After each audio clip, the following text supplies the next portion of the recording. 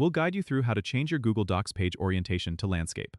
If you find this helpful, consider subscribing and liking the video. First, open your Google Doc that you want to adjust. Then, go up to the top menu and click on File. In the drop-down menu, you'll want to look for Page Setup. This is where you can change all the page settings.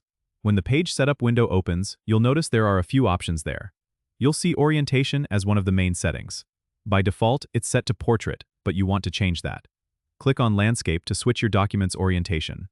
If you want all future documents to be in landscape mode, you can also click the Set as Default button. This way, every new document you create will automatically be in landscape mode. Once you've made your selection, hit OK to apply the changes. Your document will now be displayed in landscape orientation. It's a simple but effective way to format your document when you need a wider layout, like for tables or images. If you're working with headers and footers, you might want to double-check those, as the layout change can sometimes affect their appearance. Don't forget to subscribe and comment if this helped you out.